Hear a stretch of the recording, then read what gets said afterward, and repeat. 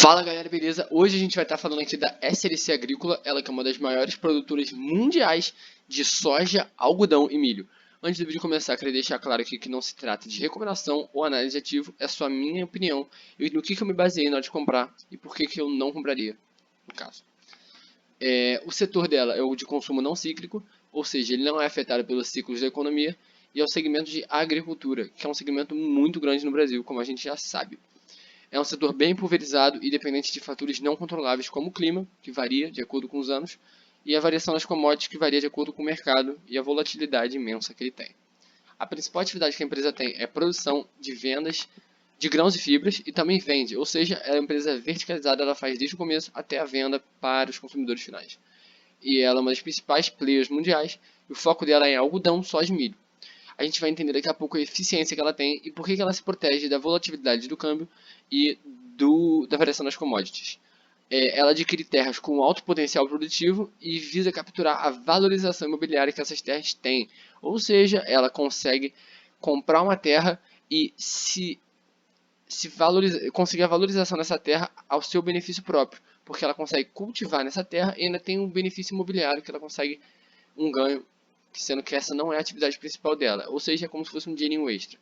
E as vantagens competitivas que eu enxergo ela ser uma empresa muito eficiente, que ela tem uma produtividade bem grande, por exemplo, a gente pode ver aqui embaixo, a soja tem 16% de eficiência e produtividade acima da média nacional, e o milho 27,4% acima dessa média.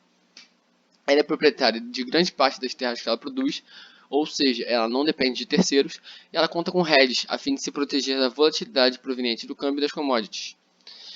Algumas coisas que na minha opinião podem vir a impulsionar o crescimento do país, que consequentemente aumenta o consumo das famílias, a empresa acaba comprando, as pessoas acabam comprando mais, e a constante valorização do dólar. Mas isso não influencia tanto assim a receita da empresa, porque ela tem bastante hedge e ela se protege em relação a essas volatilidades. As possíveis dificuldades são a perda de eficiência na atividade e os problemas que ela pode ter em relação à plantação, seja por logística no final da produção dela ou por meio da falta de sustentabilidade nas suas operações. Ela é listada no segmento de listagem novo mercado, o que confere maior governança corporativa para os acionistas. Mas ela tem um controlador que é o grupo SLC, e esse grupo tem o controle da empresa.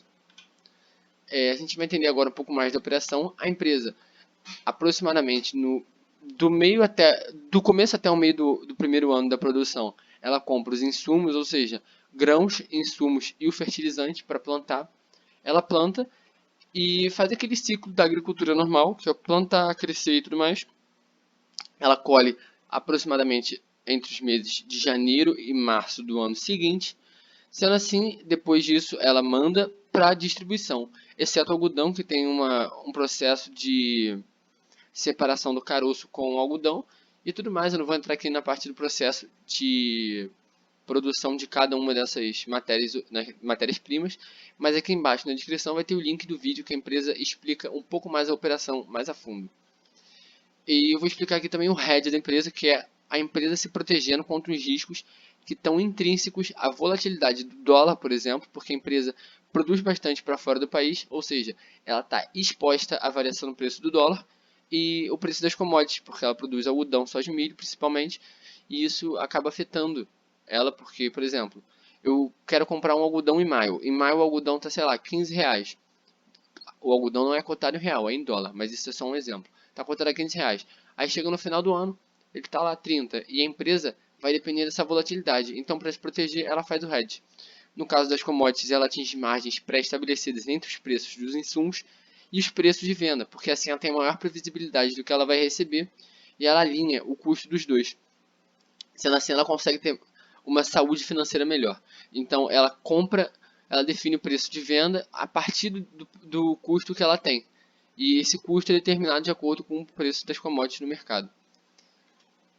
E o hedge que ela faz em relação ao câmbio é fazendo vendas futuras, ou seja, ela vende contratos futuros dessa moeda, que em geral é o dólar, para balancear o efeito do real e do dólar, que é uma volatilidade enorme em seus recebimentos e pagamentos. Sendo assim, ela consegue balancear a diferença entre essas duas moedas por meio dessas vendas futuras do câmbio, que consegue alinhar o pagamento de insumos com o recebimento que ela tem nos pagamentos. Inclusive também vai ter um link aqui na descrição do vídeo que a empresa explica um pouco melhor o hedge que ela faz. A composição da receita, como a gente pode ver, é em maior parte pela soja, mas também tem o algodão com uma parcela muito grande da receita. E essas outras receitas não são tão relevantes em comparação ao algodão e à soja, mas também são bem relevantes como o milho.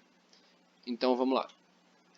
O lucro líquido ele tem um crescimento não muito constante, a empresa teve bastante volatilidade no que se trata ao lucro, e nos últimos trimestres a empresa acabou tendo uma queda porque ela previa que essa safra de algodão teria um resultado melhor, de acordo com as previsões que eles tinham, mas acabou que não ocorreu e esse resultado não se realizou, o que causou uma queda no lucro. A cotação, como eu sempre digo aqui, acompanha o lucro no longo prazo. A gente vê que a empresa é volátil, como todas, mas acompanha o lucro no longo prazo. Ou seja, se o lucro subiu, a cotação vai subir. Aqui a gente vê o ROI comparado à margem líquida. Não tem nenhuma dessas duas métricas em números muito grandes, mas também não são tão baixos assim. Como a gente pode conferir aqui, o ROI já chegou até 14% e a margem líquida a 17%. Mas mesmo assim a empresa não tem uma margem tão grande, assim como não tem um ROI tão grande. E se espera que esses resultados cresçam no longo prazo, porque a empresa é bem eficiente, então deve aumentar nos próximos resultados. Mas o que a gente precisa entender é que a operação da empresa é eficiente e eu acho difícil da empresa falir ou ter alguma dificuldade dessa maneira, porque ninguém nunca vai deixar de consumir algodão, soja e milho. Então, é aquele setor que nunca vai deixar, a sociedade nunca vai deixar de consumir. Por isso mesmo, eu invisto nessa empresa.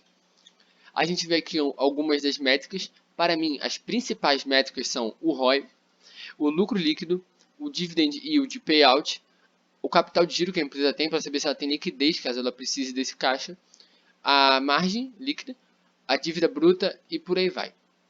A gente vai falar um pouco mais sobre cada uma. O ROI, como eu já falei, o retorno que a empresa tem sobre o patrimônio dela, a gente vê aqui que é de 9%. O lucro líquido da empresa também é bom, a gente vê lá um crescimento constante. Lembrando que esse lucro líquido é diferente daquele, porque aquele somos 3 trimestres de 2019 com o último de 2018. Esse aqui só mostra os 3 acumulados de 2019. O dividend payout é quantos por cento do lucro dela ela distribuiu em forma de dividendos para os acionistas. A gente vê aqui que foi 75% dos lucros. E a gente vê que foi um yield de 4,1%, o que é bem atrativo, sendo que é uma empresa que pode se expandir e crescer nos próximos meses e anos. E nas perspectivas de longo prazo, ela tende ao crescimento, na minha opinião. O fluxo de caixa operacional também é bom, e a gente vai comparar ele com o CAPEX daqui a pouquinho. A receita líquida da empresa também é uma receita bem grande, de 1 bilhão de reais, 1,7. O capital de giro é de 955, ou seja, tem a liquidez bem boa, se ela precise para algum ocorrido não recorrente, ou pagar uma dívida e por aí vai. A margem líquida é boa, mas pode ser maior, então a gente espera que a empresa consiga crescer essas margens de acordo com o crescimento dela e o aumento de escala. A dívida bruta sobre o patrimônio líquido é boa, mas se você botar a dívida líquida contra o EBITDA, a gente vê que não é uma métrica tão boa e a dívida acaba sendo 2,3 vezes o EBITDA. Ou seja, a empresa precisaria faturar 2,3 vezes o EBITDA dela para suprir a dívida líquida que ela tem. Então, eu acho que é um ponto a se observar nos resultados futuros, mas a dívida tem a empresa tem uma dívida controlável porque ela consegue ter mais previsibilidade dos fluxos de caixa futuro devido ao hedge que ela faz, tanto cambial quanto com as commodities. A depreciação e amortização é totalmente superada pelo CAPEX, que a gente vê que é mais de 3 vezes a depreciação e amortização, o que significa que a empresa está investindo bastante, mais do que o patrimônio dela está se depreciando. Eu acho isso bem positivo. E mesmo assim, isso representa apenas 40% do seu fluxo de caixa operacional, o que quer dizer que a empresa está investindo bastante e mesmo assim não está ocupando muito do seu fluxo de caixa proveniente das operações. A gente vai falar agora da CVM 358. É aquela norma da CVM que obriga as empresas a mostrar se seus funcionários têm ações na empresa. A gente pode ver aqui que o Conselho de Administração tem apenas 45 mil e poucas ações da empresa, ou seja, isso é uma perspectiva que eu enxergo como negativa, porque eles não confiam tanto assim no trabalho deles, na minha opinião, e a diretoria tem 163.196 ações. Eu botei dois asteriscos. O primeiro mostra que ocorreu a venda de 1.300 ações no dia 23 de janeiro agora de 2020, o que eu considero um fator negativo, porque talvez possa estar ocorrendo alguma coisa dentro da empresa que não seria mais interessante para um dos administradores ser sócio dela. Então, se eles não estão interessados em manter essa ação, por que os outros estariam? E a diretoria exerceu opções de compra dessas ações, o que pode servir como pode ter sido fruto de um programa de remuneração em ações da empresa, e isso é positivo.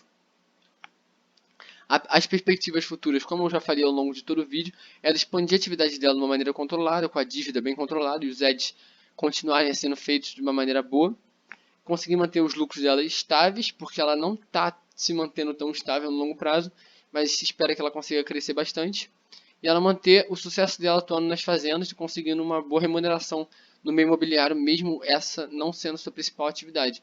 E ela também se manter como um grande player nacional e internacional. E aqui, para fechar, são todos esses três que eu já falei, e ela se manter com boas métricas e controlar bem a sua dívida. A nota que eu atribuí para ela foi de 6,9 na minha planilha, o que confere a ela 4,35% dos meus investimentos em ações. E então, esse foi o vídeo. Muito obrigado por você que assistiu até aqui. Deixe seu like, comenta aí, me diz o que você achou, para eu saber o que vocês estão achando. Então é isso, muito obrigado, valeu e até a próxima.